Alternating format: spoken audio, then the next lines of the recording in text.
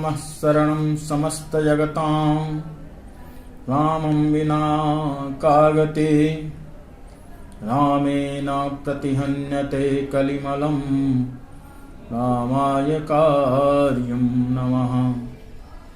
रामात्रश्यति कालभीमभुजगो रामस्य सर्वं वशे रामे भक्तिरखण्डिता भवतु मे रामत्वमेवाश्रयः।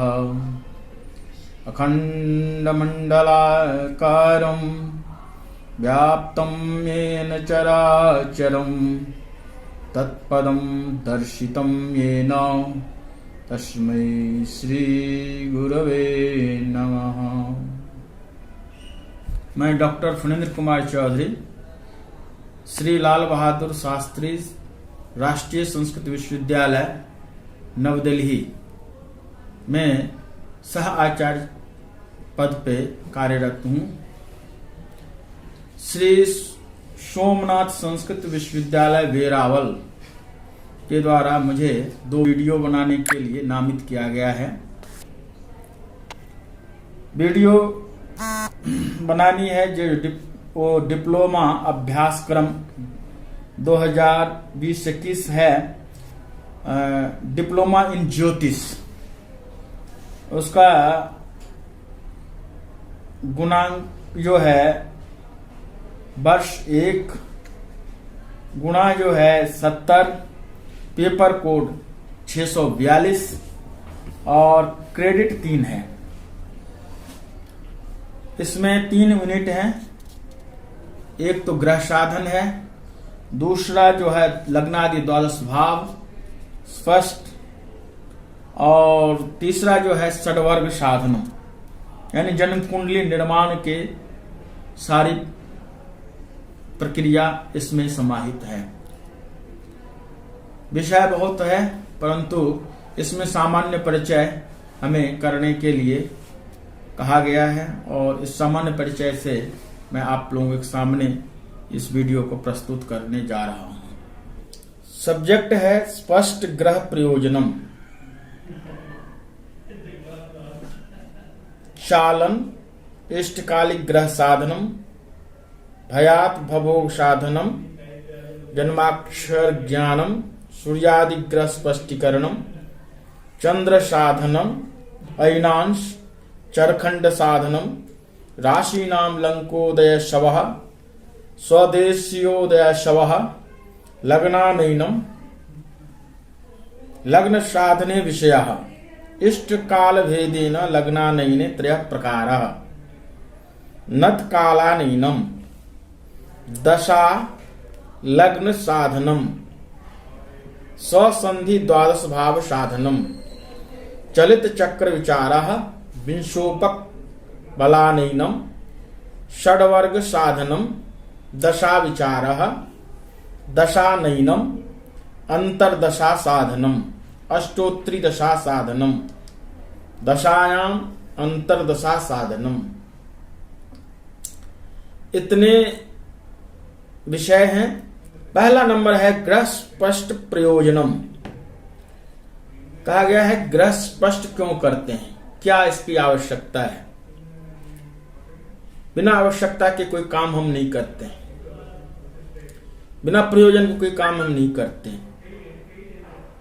तो शास्त्र में कहा गया है, सिद्धांत शिरोमणि ग्रंथ के स्पष्टाधिकार में कहा गया है, यात्रा विवाहोत्सव जातकादो खेटे स्फुटैरेव फलस्फुटत्वम्। यात्रा विवाह जातक उत्सव आदि में खेट ही, खेट कहते हैं ग्रह को, खेटे स्फुटैरेव फलस्फुटत्वम्। खेट यानी ग्रह स्पष्ट से फल की स्पष्टता, शुभ एवं अशुभ फल की स्पष्टता होगी। इस कारण से हम जो है ग्रह स्पष्ट करते हैं। दूसरी बात है ज्योतिष शास्त्र फलम पुराण गणकैरादेश इत्युच्यते, नूनम लग्न बलाश्रितम पुनरयम तत्पष्ट खेटाश्रयम। ज्योतिष शास्त्र जो है फल का आदेश करने वाला शास्त्र है। पुराण गण कई, पुराण गणों माने दैवज्ञों के अनुसार, ज्योतिष शास्त्र फलम पुराण गण कई ही आदेश इत्युच्यते। अब ये आदेश किस आधार पर करता है? शुभ अशुभ फलों का आदेश किस आधार पर करता है? नूनम लग्न बलाश्रितम पुनरयम तत्पष्ट खेटाश्रयम। निश्चित रूप से यह लग्न के आश्रित है और ग्रह स्पष्ट के आश्रित है। इस कारण से हम जितने भी शुभ अशुभ फल का निर्णय लेते हैं या फलादेश करते हैं, इसमें लग्न और ग्रह स्पष्ट को हमें लेना पड़ता है, जिससे हम शुभ अशुभ फल को विवेचन कर सकते हैं। और ग्रह स्पष्ट क्या कर सकता है? ग्रह की स्थिति को आकाश से जानने के लिए, जब तक हम आकाश में ग्रह कहां पर है, किस एंगल में है, किस क्षेत्र में है, किस अक्ष के या किस स्थान के आकाश में है, तो संहिता में इसका बहुत विशद वर्णन है। उस वर्णन के आधार पर हम समष्टिगत फलों का भी विवेचन करते हैं। भूकंप, उल्कापात, साइक्लोन आदि बहुत सारे विषय हैं। अतिवृष्टि, अनावृष्टि, दुर्भिक्ष इत्यादि, सुभिक्ष, बहुत सारे चीजों का निर्णय हम ग्रह स्पष्टों के आधार पर करते हैं। दूसरा जो विषय है वह है चालन। अब ये चालन शब्द है, शब्द से स्वतः ही यह झलक सिद्ध हो रहा है कि चलना। लेकिन ज्योतिष शास्त्र में चालन का अर्थ क्या होता है? कौन चलता है? तो आजकल सभी पंचांगों में, कंप्यूटर में तो प्राय प्रतिदिन का प्रत्येक घंटा का ग्रह स्पष्ट हमें मिल जाता है। लेकिन प्राचीन काल में, आज से 10, 20, 25 साल पहले के समय में, जब बच्चा जन्म लेता था उस समय का हमें ग्रह स्पष्ट चाहिए। अब उस ग्रह स्पष्ट के लिए हमें पंचांग में सब दिन का ग्रह स्पष्ट नहीं होता था, सिर्फ पक्ष में 1 दिन या 2 दिन ग्रह स्पष्ट दिए जाते थे। तो हम क्या करते थे, उसके लिए बच्चा जिस दिन जन्म लिया उससे पंक्ति की दूरी कितनी है, अब उसमें जो नजदीक वाला होता है, निचले वाला हो चाहे ऊपर वाला पंक्ति नजदीक का हो, तो नजदीक वाले पंक्ति को हम ग्रहण करते हैं। यदि चालन, यदि बच्चे का जन्म नीचे है और पंक्ति ऊपर की है, तो हमें क्या करना होता है? जन्म बार आदि में से पंक्ति बार आदि को घटाते हैं तो धन चालन निकल के आता है। और जब जन्म बार आदि, जिस दिन बच्चा जन्म लिया उसको जन्म बार आदि कहते हैं, तो जन्म का बार आदि से पंक्ति बार आदि नीचे का हो, बाद का हो, तब हम पंक्ति बार आदि में से जन्म बार आदि को घटा देते हैं, तो हम उसको ऋण चालन कहते हैं। अब ये देख लीजिए, पंक्ति आगे का है, ग्रह स्पष्ट आगे का है, तो उस पंक्ति में से जब हम पीछे की तरफ जाएंगे, घटाएंगे, तभी जाकर के हमें जन्म बार आदि के दिन का ग्रह का ज्ञान होगा, जन्मकालिक ग्रह का ज्ञान होगा। अतः जितना हम चलते हैं, ग्रह को चलाते हैं, उस संबंधी जो बार, घंटे, मिनट या घटी पल रूप में जो समयात्मक दूरी है, उसको हम चालन कहते हैं।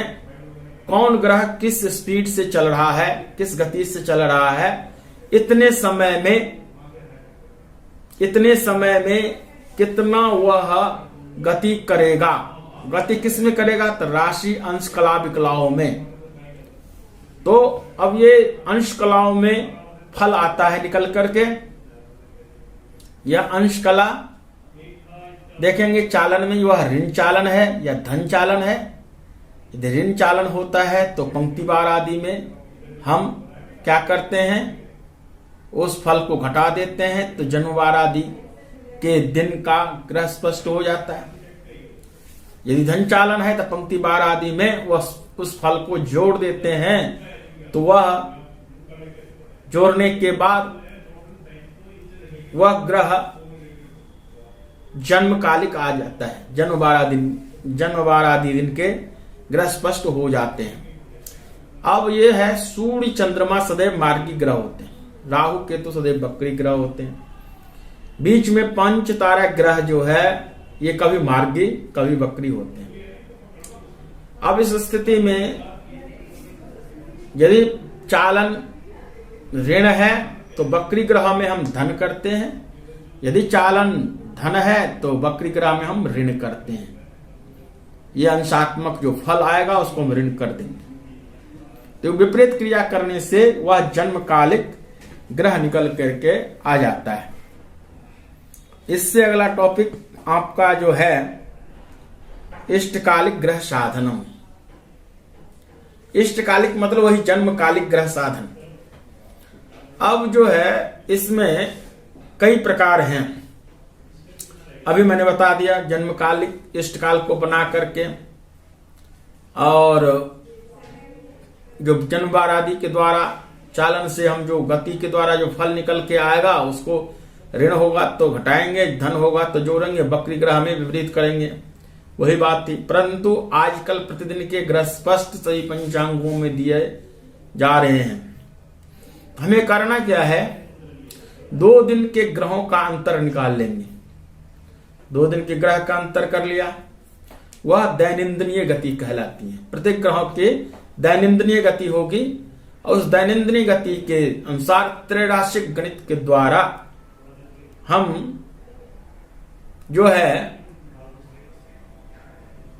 जो आज मान लिया 6:27 में कोई ग्रह स्पष्ट है, कल के 27 पे हमने ग्रह स्पष्ट को अंतर किया, जितना निकल के आया वो दैनंदिनीय गति है। किसी का 1 अंश आता है, किसी के कलाओं में आता है, किसी का 1 अंश से ज्यादा भी हो जाता है। जैसे सूर्य एक दिन में 1 अंश चलता है, बुध शुक्र आदि इससे भी फास्ट हो जाते हैं, मंगल आदि कम होता है, शनि गुरु आदि का जो है कम गति होता है। अब हम त्रैराशिक कैसे करेंगे, तो अब हमने देखा 6:27 की ग्रह स्पष्ट है, और जन्म जो बच्चे का आज सुबह का हमने 6:27 के लिए जन्म है 3 बजे का, तो हमें 24 घंटे में यदि 60 कला प्राप्त है तो इस हिसाब से हम निकालेंगे जो 6 घंटे में कितनी कला प्राप्त होंगे। ये 24 घंटे में 60 कला प्राप्त हो रहा है, तो 6 घंटे में कितने कला प्राप्त होंगे, तो 15 चौके 60, 15 कला, 6 चौक 24, यानी 6 से हमने 24 घंटे में 24 घंटे को 4 भाग में डिवाइड किया तो ये 1 भाग का 6 घंटा हुआ। तो सूर्य 6:27 के बाद ये 6 घंटे के बाद किसी का जन्म होता है, यानी 12:27 का जन्म है, तो हम क्या करेंगे फिर उसमें 15 कला मान अपने आप निकल के त्रैराशिक गणित में। यदि 24 घंटे में 60 कला प्राप्त है तो 6 घंटे में कितना होगा, तो 15 कला फल प्राप्त निकल के आएगा। उसको सुबह जो ग्रह स्पष्ट 6:27 का है उसमें हम जोड़ देंगे। यदि ग्रह बकरी है तो हम घटा देंगे। इस तरह से इष्टकालिक ग्रह का साधन हम कर सकते हैं। अब अगला शब्द है भयात भभोग साधनम।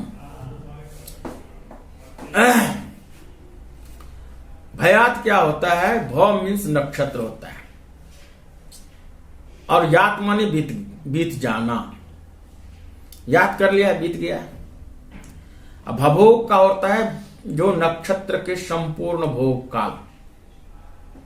एक शब्द यहां नहीं है, भोग्य, भोग्य भी होता है। भभोग में से भयात को घटा देंगे, शेष रह जाएगा भोग्य। ये तीन शब्द हैं, ते हैं भयात, भभोग और भोग्य। भयात क्या है? जब से नक्षत्र प्रारंभ हुआ है, जब से नक्षत्र प्रारंभ हुआ है और बच्चे के जन्म काल तक का जो नक्षत्र का मान होता है वो भयात कहलाता है। वह बच्चे के जन्म समय तक में इतना याद कर लिया, बीत गया है वह नक्षत्र। भभोग जब से नक्षत्र प्रारंभ हुआ और जब समाप्ति होगा वह हो गया भभोग। और भोग्य क्या होता है? भोग्य जो है भभोग में से भयात को घटा देते हैं, निकाल देते हैं, तो शेष अवयव जो रहता है वह भोग्य कहलाता है। अर्थात बच्चे के जन्म समय से लेकर के और नक्षत्र के समाप्ति काल तक के काल को हम भोग्य काल कहते हैं। तो ये भयात, भभोग, भोग्य ये तीन शब्द है। और ये तीन शब्द जो है आगे हम बताएंगे, जो विषय आएगा उस आधार पर उसको हम निर्णय लेंगे। अब अगला विषय है जन्माक्षर ज्ञानम। अब जन्माक्षर जो है 27 नक्षत्र होते हैं। 27 नक्षत्र में एक नक्षत्र को हम 4 चरण में विभाजित किया। इस तरह से 27 नक्षत्रों में कितने चरण होंगे? 108 चरण हो जाते हैं। 108 चरण है तो उसके प्रत्येक चरण के अपना नामाक्षर दिए गए हैं। जैसे चू, चे, चोला, अश्विनी, लीलू, लेलो, भरणी, आ, ई, उ, ए, कृतिका इत्यादि दिए हुए हैं सभी चरणों के नाम। यानी चू प्रथम चरण, चो द्वितीय चरण, चू चे, चू प्रथम चरण, चे द्वितीय चरण, चो तृतीय चरण, ला चतुर्थ चरण। ये अश्विनी के 4 चरण का 4 अक्षर हैं। अब हमें ये नक्षत्र का ज्ञान होगा किस चरण में किस अक्षर का कौन सा वर्ण होगा, कौन से अक्षर होंगे। परंतु ज्ञात गणित के द्वारा ज्ञात कैसे करेंगे किस चरण में बच्चा का जन्म हुआ है। अब हमें देखना होगा, भभोग को हमने 4 भागों में विभाजित किया, 4 से विभाग कर दिया। भभोग मतलब नक्षत्र के संपूर्ण भोग काल, उसमें 4 से हम डिवाइड किया। जो डिवाइड करने के बाद जो आया 1 चरण का मान आया। अब उसको हम भयात के साथ तुलना करते हैं। यदि 60 घटी भभोग मान है उसमें हमने 4 से भागा दिया तो 1 भाग जो है वह 15 घटी का हुआ। 15 घटी अर्थात 1 चरण का मान है। नक्षत्र के 4 चरण में 60 घटी का यदि नक्षत्र है तो 15 घटी 1 चरण का मान हुआ। यदि भयात 15 घटी तक है तो प्रथम चरण में हुआ। यदि भयात का मान 15 घटी से ऊपर का है, 15 से लेकर के 30 घटी के बीच में है, तो द्वितीय चरण में हुआ। यदि भयात का मान 30 घटी से ऊपर है, 45 घटी तक है, तो तृतीय चरण में जन्म हुआ। अब 45 घटी के ऊपर यदि भयात है 60 घटी के अंदर, तो वह चतुर्थ चरण में बच्चे का जन्म माना जाता है। इस आधार पर हम जन्माक्षर का ज्ञान करते हैं।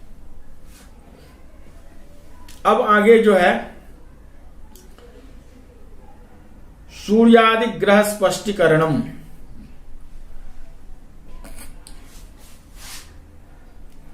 सूर्यादि ग्रह क्या है? सूर्य आदि सभी ग्रहों का स्पष्ट हम कैसे करेंगे? तो इस चीज को मैंने पहले बता चुका हूं। जो इष्टकालिक ग्रह साधन करने के लिए तो सूर्य आदि ग्रह का जो हम कैसे साधन करेंगे, तो वही दैनिक गति लेकर के और उसको दैनिक गति निकाल करके त्रैराशिक गणित के द्वारा हम जिस कालिक पंचांग का ग्रह स्पष्ट है उसमें ग्रह मार्गी है तो हम उसमें वह गति का जो फल होगा त्रैमासिक गणित के द्वारा उसको हम जोड़ देंगे। यदि वक्री है तो वह घटा देंगे, तो वह आपके सभी ग्रहों का ग्रह स्पष्टीकरण हो जाएगा। वैसे इस ग्रह स्पष्टीकरण के बहुत सारे प्रकार हैं, या पंचांग में किस प्रकार से ग्रह स्पष्टीकरण के हम लिखते हैं, इसके लिए मकरंद सारणी है, ग्रह लाघव है, केत की ग्रह गणित है, सभी का गणित दिया गया है, सबके सारणी दिए गए हैं, सबके टेबल है। उस आधार पर हम लोग इसको आहरगण के द्वारा ग्रह स्पष्टीकरण करते हैं, मध्यम ग्रह लाते हैं, फिर स्पष्ट ग्रह लाते हैं। तो सभी ग्रह का साधन बहुत विशद सिद्धांत ग्रंथों में इसका वर्णन किया गया है। तो सूर्यादि ग्रह स्पष्ट करने के लिए यदि जड़ मूल में जाएंगे तो आहरगण के द्वारा लाएंगे, सिद्धांत के द्वारा तो आहरगण के द्वारा लाते हैं, तो मध्यम ग्रह स्पष्ट होकर आता है। उसके बाद उसको स्पष्ट ग्रह बनाते हैं। अब इससे आगे चंद्र साधनम विषय है। अब चंद्र साधन क्या है? जैसे सभी ग्रहों का स्पष्ट, सूर्यादि ग्रहों का स्पष्ट किया, लेकिन चंद्रमा पृथ्वी के उपग्रह है और इनकी गति प्रतिदिन की जो है लगभग 13 अंश के आसपास होता है। 800 कला होते हैं, मध्यम गति। अब इनके स्पष्ट करने के लिए पंचांग में जो नक्षत्र दिए जाते हैं वह चंद्रमा का ही नक्षत्र होता है, क्योंकि चंद्रमा एक नक्षत्र को पूरा करने में लगभग 24 घंटे लगा देते हैं, यानी 60 घंटे लगाते हैं। इस आधार पर एक नक्षत्र को पूरा करने में 60 घंटे लगा दिया, 2 नक्षत्र को पूरा करने में 120 घंटे लगा दी, और 15 घंटे और ले लेते हैं तीसरे नक्षत्र के, तो टोटल कितना हो गया? 60 दूनी 120 और 15 135 घंटे। 135 घंटे इक्वल टू कितना हो गया? 24 दूनी 48 और 6 घंटे।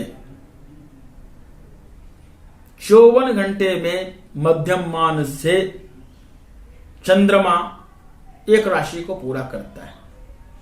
54 घंटे के बाद वह दूसरी राशि में प्रवेश कर जाता है। अब हमें नक्षत्र के द्वारा, भयात भवोग के द्वारा चंद्र साधन कैसे करेंगे? तो अब आपको यह ज्ञात होना चाहिए जो अश्विनी नक्षत्र किस राशि के अंतर्गत आता है, भरणी नक्षत्र जो है किस राशि के अंतर्गत आता है। कृत्तिका के प्रथम चरण तक मेष राशि हो जाते हैं, अश्विनी भरणी कृत्तिका मिलाकर के मेष राशि है, और कृत्तिका के द्वितीय चरण से लेकर के रोहिणी मृगशिरा 3, 4, 3, 7, 2, 9 मृगशिरा के 2 चरण तक वृषभ राशि होंगी। एवं क्रम से हमें इस तरह से ज्ञात हो जाए चाहिए जो किस नक्षत्र में कौन सी राशि होती है और कहां पर किस नक्षत्र से किस राशि का प्रारंभ होता है और किस नक्षत्र पे जाकर कौन सी राशि समाप्त होती है। तो ये ज्ञात होने के बाद तो भयात हम जो निकालते हैं तो उसमें इसका विधान दिया है। चंद्र साधन में जो है इसका सूत्र मैंने पहले बताया, भयात भवोग के बारे में बता दिया हूं। इसी आधार पर जो है चंद्र स्पष्ट कैसे करते हैं, इसके लिए है भयात गुणे 60 प्लस गत नक्षत्र संख्या गुणे 60 गुणित 2 बट्टे भवोग, सबके बट्टे में 9 हो जाएगा। ये सूत्र है, ऐसे बनेगा। इस गणित प्रक्रिया के द्वारा, इस सूत्र के द्वारा जो मान निकल के आएगा राश्यादि मान, वो चंद्र स्पष्ट होगा। अगला विषय है अयनांश। वस्तुतः यह अयनांश बहुत कठिन चीज है, प्रायः इस पे वाद विवाद चलते रहते हैं विद्वानों के बीच में। पाश्चात्य विद्वान और प्राचीन विद्वानों के बीच में मतांतर रहा है इस बीच में। परंतु अयनांश क्यों निकालते हैं? तो अयनांश सहित जो ग्रह होता है सायन कहलाता है, और सायन ग्रह में से अयनांश घटा देते हैं, निर्यन ग्रह होता है। सायन निर्यन का भेद इसलिए है, जो सृष्टि के आरंभ में जहां मेष बिंदु था, जिस नक्षत्र में था, उसी को आज तक नक्षत्र आधारित मेष बिंदु मान करके जो हम गणना करते हैं ग्रह स्पष्ट को, उस आधार पर फलादेश, व्रत, पर्व आदि सटीक बैठते हैं। इस कारण से भारतीय ज्योतिषी लोग निर्यन ग्रह को ही स्वीकार करके पंचांग निर्माण करते हैं, व्रत, पर्व इत्यादि का निर्धारण करते हैं। जन्म कुंडली का फलादेश भी निर्यन ग्रहों के आधार पर किया जाता है। परंतु अयनांश होता क्या है? अयनांश जो है अयति गच्छति, इस संबंधी अयन से संबंधित जो अंशात्मक मान होगा वो अयनांश कहलाता है। वस्तुतः पृथ्वी के 3 प्रकार की गति है, अक्षीय गति, कक्षीय गति और अयन गति। अक्षीय गति क्या होता है? जो पृथ्वी अपने अक्ष पे भी 360 डिग्री को पूरा कर लेता है, जिस कारण से दिन रात होते हैं। और कक्षीय गति जो है वह जैसे लट्टू की तरह घूमते घूमते घूमते घूमते ये पूरे सर्किल को पूरा कर लेता है। वो 365 दिन 6 घंटा कुछ मिनट में करता है, उसको हम कक्षीय गति कहते हैं। तो आधुनिक विद्वान और प्राचीन विद्वान में, प्राचीन विद्वान पहले आर्यभट्ट को छोड़ो सभी ने कहा जो पृथ्वी स्थिर है, सूर्य चल रहे हैं। आधुनिक विद्वान जो है सब कहते हैं कि पृथ्वी चल रही है और सूर्य स्थिर है। तो परंतु दोनों में कोई अंतर नहीं होता। एक को स्थिर मान ले, एक को चलायमान मान ले, तो डिस्टेंस दोनों के बीच उतना ही है। तो अब तीसरे नंबर की जो गति है अयन गति, जो वो कील है, एक उत्तरी ध्रुव और एक दक्षिण ध्रुव पे, जो पृथ्वी जिस कील पे घूम रही है, वह वस्तुतः वह कील अपने जगह से कहीं खिसकता है। उसके खिसकने के कारण से क्रांति वृत्त और नारी वृत्त का जो संपात है, जो एक का नाम वसंत संपात जिसे मेष संपात कहते हैं, दूसरे का नाम जो है तुला संपात जिसे शरद संपात कहते हैं। जो पहले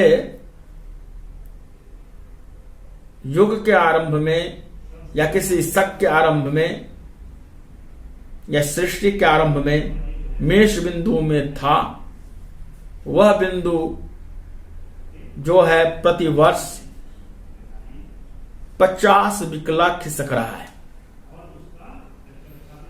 तो 50 विकला जो पृथ्वी के अयन गति के कारण जो 50 विकला प्रतिवर्ष खिसक रहा है, तो जिस कारण से वह मेष बिंदु भी वह अपने स्थान से वह संपात खिसक रहा है। पहले अश्विन नक्षत्र में वह संपात था, आजकल वह उत्तरा भाद्रपद नक्षत्र में वह संपात नहीं, पूर्वा भाद्रपद के चतुर्थ चरण में वह संपात है। 24 अंश अयनांश। इस कारण से अब ये अयनांश की गति जो है घड़ी के जो है ना दोलन प्रक्रिया होती है, उस तरह से ये पेंडुलम की तरह घूमती है। 27 अंश उत्तर, 27 अंश दक्षिण की तरफ घूमती। तो इस कारण से यह अयनांश की जो गति है, अयनांश पृथ्वी के अयन गति के कारण से अयनांश उत्पन्न होता है। और ऐन गति के कारण से मेष संपात खिसकता है। तो मेष संपात जितना अपने राशि वृत्त में, क्रांति वृत्त में यदि उसको नापते हैं तो वह देखते हैं जो वह वस्तुतः वह नक्षत्र आधारित जो राशि वृत्त है वह जिस बिंदु से जितना खिसक गया है उतने अंशात्मक मानों को हम अयनांश कहते हैं। अब अयनांश संबंधी गणित करना पड़ता है, सब जो है ग्रह लाघव केतकी ग्रह गणित में दिया हुआ है। इससे अगला विषय है चरखंड। चरखंड प्रायः कैसे बनाते हैं? तो ये पलवा क्या होती हैं? मेषादिगे सायन भाग सूर्य दिनार्ध भाया पलभा भवेत्सा का मेषादिगे, मेष और तुला के सायन मेष और सायन तुला के दिन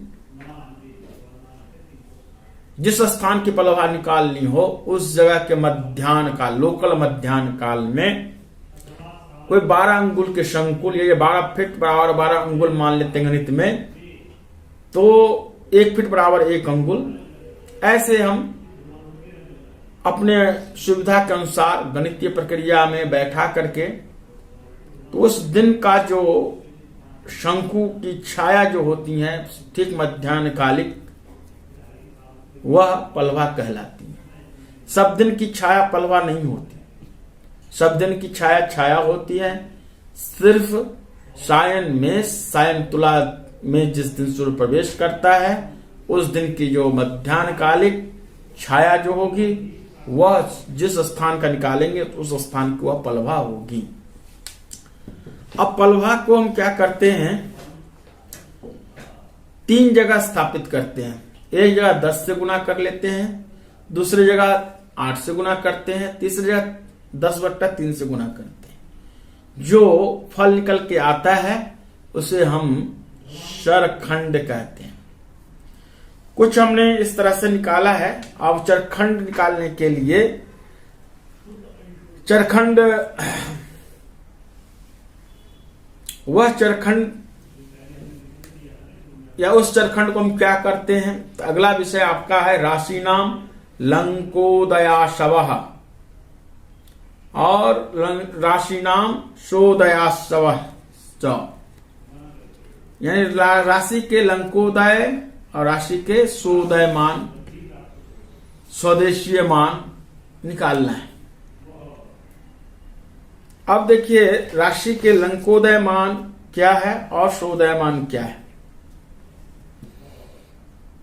तो यहां पर ये ध्यान रखें, ये 279 जो है ये मेष का और मीन का जो है राशियोदय मान और लंकोदय मान है। दूसरे नंबर पे आता है वृष और कुंभ का 299 मान है और तीसरे नंबर पे है मिथुन का 322, ये लंकोदय मान है, मिथुन और मकर का। चौथे नंबर पे है कर्क और धनु का 322 लंकोदय मान है और 5वें नंबर पर 299 सिंह और वृश्चिक का लंकोदय मान है। छठे नंबर पे जो है कन्या तुला का जो 279 लंकोदय मान है। अब इस लंकोदय मान के द्वारा शोदय मान निकालने के लिए हमें चरखंड की आवश्यकता होती है। अब देखिए गणित, मैंने एक उदाहरण, इसमें गणित नहीं समझा है, इसमें जो है चरखंड यहां दिया हुआ है। 3 जगह चरखंड जो है, एक जगह जो है 66, जो 10 पलभा को 10 से गुना करने पर जो निकल के आएगा वह 66 चरखंड निकल के आता है। दिल्ली का पलवा मैंने इस साइड में लिख दिया हूं, वह है 6, 33, 6 अंगुल, 33 बेंगुल और 6 प्रति बेंगुल। अब इसको हम यदि फिर उसको गणित करके लाते हैं तो 66 जो है ये निकल के आता है पलों में। ये पल जो होगा 66 पल, इसमें ऋण कर देते हैं तो ये 66 पल चरखंड है, तो वह मीन और मेष का शोदयमान दिल्ली का निकल के आता है। क्योंकि हमने पलवा दिल्ली का लिया था, इस कारण से चरखंड दिल्ली का हुआ। तो इसी तरह से क्रम से दूसरे नंबर पे है आपका 52 नंबर, 52 चरखंड है। 52 जो चरखंड है वह है वृष और कुंभ का। तो हमने क्या किया, फिर उसको हमने 299 में माइनस कर दिया। तो माइनस करने के बाद जो मान निकल कर आया वह दिल्ली का वृष और कुंभ का जो है 247, ये वृष और कुंभ का सोदयमान हुआ। ऊपर में 213 था, वो मीन और मेष का सोदयमान हुआ दिल्ली का। दूसरा है 247 जो है वो वृष और कुंभ का सोदयमान है। सोदयमान कहाँ का? दिल्ली का हमने लिया है तो दिल्ली का है। तीसरे नंबर पे आ रहा है मकर, मिथुन और मकर का। ये चरखंड मान जो है 22 है दिल्ली का, जो हमें 10/3 से पलवा को गुना करने पर आया था, और ऑटोमेटिक 10 से इसको गुना किया 66 को 3 से भाग दे देते 22 निकल के आएगा। तो ये 322 में से 22 को माइनस कर देते हैं, तो मिथुन और मकर का सोदयमान यानी दिल्ली का सोदयमान राशि का उदयमान निकल के आता है। और सेम उसी तरह से फिर दोबारा ऐसे करेंगे, 22 को इसमें जोड़ देते हैं 322 में, तो ये कर्क और धनु का सोदयमान दिल्ली का सोदयमान निकल के आएगा 299 यानी वृत्त क्रम से। जो यहाँ कुंभ का जो था लंकोदयमान, वही कुंभ का 299 मान में 52, यहाँ 52 को माइनस किया था, यहाँ 52 को प्लस कर देते हैं।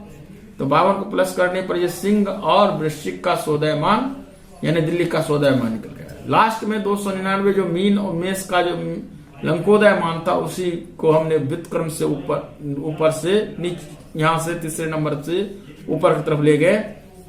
तो 279 जो कन्या और तुला का लंकोदयमान है, उसमें 66 को, ये 66 यहाँ पर माइनस किया था 66, उसको हमने यहाँ प्लस किया। प्लस करने के बाद जो मान आया कन्या और तुला का दिल्ली का सोदयमान हुआ। अब ये सोदयमान निकालने के लिए हमने इतनी प्रक्रिया की। पहले हमने पलवा लिया, पलवा को हमने एक जगह 10 से गुना किया, दूसरी जगह 8 से गुना किया, तीसरी जगह 10/3 से गुना करके चरखंड निकाले। और उस चरखंड को मेष, वृष, मिथुन, कर्क, सिंह, कन्या तक के जो लंकोदयमान था, उसमें 3 जगह हमने चरखंड को 3 चरखंड निकल के आया था, उसको 3 जगह पहले माइनस किया, फिर 3 जगह हमने प्लस किया है वृत्त क्रम से, उल्टा क्रम से। तो वह जिस जगह का हमने पलवा लिया था, हमने दिल्ली का पलवा लिया था, तो दिल्ली का जो है राशि का उदयमान निकल के आ गया है। अब इस सबों को जोड़ते हैं तो सब दोनों तरफ एक ही जैसा मान निकल के आएगा। अब ये चरखंड को हमने ऐसे करने के बाद लंकोदयमान में जो हमने क्या क्या 6 राशि को जोड़ते हैं, तो ये देखिए यहां से जोड़ेंगे तो ये 1800 कला और 12 राशि का योग जो हो जाएगा 3600 कला। 3600 में यदि 10 का भाग देते हैं तो 360 के आसपास होगा। अब ये हो गया, इससे 360 डिग्री का एक वृत्त का मान है, एक सर्किल का मान है। उसी तरह से यहां पर जो है यानी ये मेष राशि एवं मीन राशि का जो है 279 जो लंकोदयमान है, ये इतने काल में मेष राशि को पूरा करने में लगाता है। इतने काल जो है वृष और कुंभ को पूरा करने में लगाता है। यानी यहाँ पर 30 अंश, ये भी 30 अंश के तुल्य है, लेकिन ये 30 अंश और काल समय में है, और ये 30 अंश इसका काल, ये 30 अंश इसका काल, ये 30 अंश इसका समय, इसका काल, ये 30 अंश इसका काल, ये 30 अंश इसका काल। इस तरह से वह राशि वृत्त का जो परिमाप जो है किस तरह से अपना डायग्राम बदलता है, तो स्वोदयमान में भी वह क्षितिज बदलने के कारण से इसका जो है 360 डिग्री को पूरा करने में टोटल समय ये है।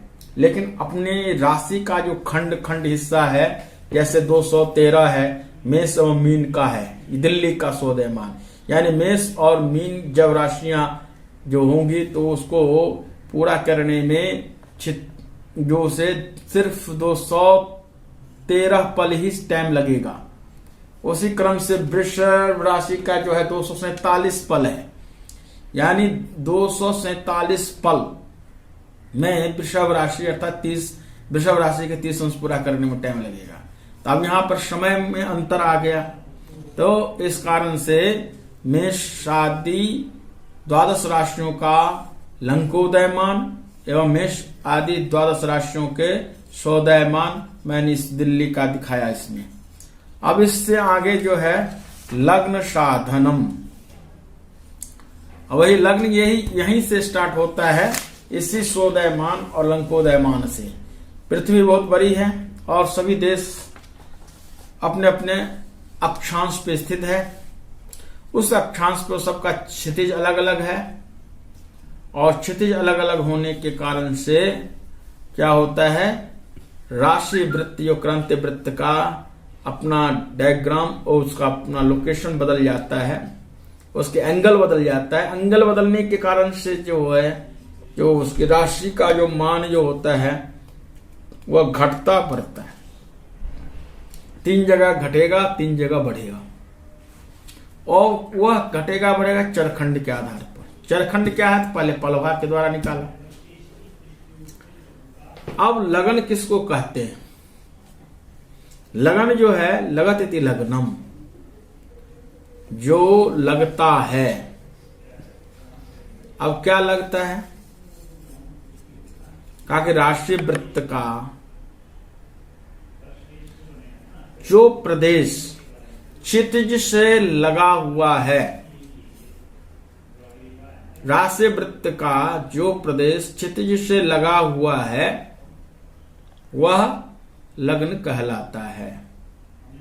जिस समय हमें इष्ट काल में, इष्ट काल अर्थात बच्चे के जन्म समय काल में, या वैसे भी कभी का अभी का हम निकालना चाहें या सुबह का निकालना चाहें, तो जिस समय का हमें निकालना हो उस समय में क्षितिज से राशि वृत्त का कौन सा खंड लगा हुआ है उसको हम लग्न कहते हैं।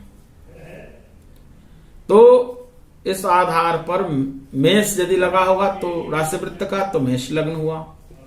यदि मीन लगा होगा तो मीन लग्न हुआ। वृश्चिक लगा होगा तो वृश्चिक लग्न हुआ। तो जो लगा होगा वही लग्न कहलाएगा। और इसके सूत्र हैं, सबसे पहले सायन सूर्य बनाते हैं। सायन सूर्य क्या होता है, निर्यण स्पष्ट सूर्य में अयनांश जोड़ देते हैं तो सायन सूर्य बन गया। सायन सूर्य के भोगांश, यानी भोगांश क्या होता है, जो 30 अंश में से अंशात्मक जो राशि को हटा देंगे, जो अंशात्मक मान है सूर्य का उसको घटा देंगे, शेष रह जाएगा भोगांश। तो हमने लिखा है सायन सूर्य के भोगांश गुणे सूर्य निष्ठ राशि के सोदयमान, तो गुना कर देंगे और 30 अंश से भाग लगाएंगे। ये विभाजित करने पर जो निकल के आएगा भोग्य पल आएगा। उस भोग्य पल को हम क्या करते हैं, पलात्मक इष्ट में से ऋण कर देते हैं। ऋण करने के बाद जो होगा वह शेष निकल के आएगा। उस शेष में से फिर अग्रिम राशि क्रमशः हम ऋण करते चले जाएंगे। जब तक वह ऋण होता है वो करते रहेंगे। जब नहीं होगा, जिस राशि का मान नहीं घटेगा वह अशुद्ध राशि कहलाएंगी, और जो उससे पहले वाली जो राशि घट गई है वह शुद्ध राशि होती हैं। इस आधार पर हमने क्या किया, जो अब जो अंतिम जो शेष है उसको 30 अंश से गुना कर दिया और अशुद्ध राशियोदयमान से भाग लगा दिया। जो फल निकल के आएगा वह अंशात्मक फल होगा। वह उस अंशात्मक फल को हम शुद्ध राशि प्लस अंशात्मक फल बराबर सायन लग्न बन जाता है। सायन लग्न में से फिर हम क्या करते हैं, ऐनांश को घटा देते हैं तो वह निर्यण लग्न बन जाता है। अब इससे आगे लग्न साधने के विषय। लग्न किसको कहा, लग्न साधने के विषय में जो है, अब इस प्रक्रिया से हम लग्न साधन कर सकते हैं और यही जो है लग्न साधन का मुख्य विषय है। और वैसे इष्ट काल से कम भोग्य काल हो, उस स्थिति में कैसे लग्न साधन करेंगे, भोग्य काल से इष्ट काल ज्यादा हो तब कैसे लग्न साधन करेंगे, एवं क्रम से बहुत तरह के प्रकार हैं। वैसे जनरली आजकल लग्न सारणी दी हुई रहती है। उस लग्न सारणी में जिस अक्षांश का लग्न सारणी हो, ये भारतीय कुंडली विज्ञान में भी दिया हुआ है और इसको बनाने की प्रक्रिया भी आप लोग सीख सकते हैं। जिस जो आपका सोदयमान होगा उसको क्रम से डिवाइड करते करते एक जगह फिक्स करके और वो डिवाइड करेंगे तो वह अपना एक सारणी बन जाएगा। तो उस अक्षांश का जब सोदयमान निकल आएगा तब, और ये सारणी में हम क्या करते हैं, उतने अक्षांश के सारणी में जितने राशि अंश कला विकला पे सूर्य है, उस राशि अंश कला विकला के सामने वह लग्न सारणी में जो घट्यात्मक मान है उसको उठा लेते हैं, रखते हैं और उसमें इष्ट काल जोड़ देते हैं। इष्ट काल जोड़ने के बाद जो फल आया उसको फिर उस सारणी में पुनः देखते हैं। वह जहां पर प्राप्त होता है जिस राशि अंश कला विकला के सामने, वह क्रमशः वह लग्न का होगा। वह जिस समय का आपका इष्ट काल हो या जिस समय का अभीष्ट हो, उस समय का वह लग्न बनकर के निकल के आ जाएगा। एक प्रक्रिया ये भी है और बहुत सारे प्रक्रिया है। लग्न साधन आसान नहीं है, बहुत कठिन भी है। जैसे विदेशों का लग्न साधन करना हो तो उसको कैसे निकालेंगे, इसके लिए और भी प्रक्रिया है। जैसे सांपातिक काल, जैसे साइडियल टाइम के द्वारा हम लग्न साधन कर सकते हैं और उसमें भी वह सारणी दी हुई होती है। उस सारणी के द्वारा हम ये लग्न साधन कर सकते हैं। इस कक्षा को यहीं पे समाप्त करता हूं, फिर आगे मिलेंगे। जय तो संस्कृतम, जय तो भारतम। सभी को नमस्कार, सभी को प्रणाम।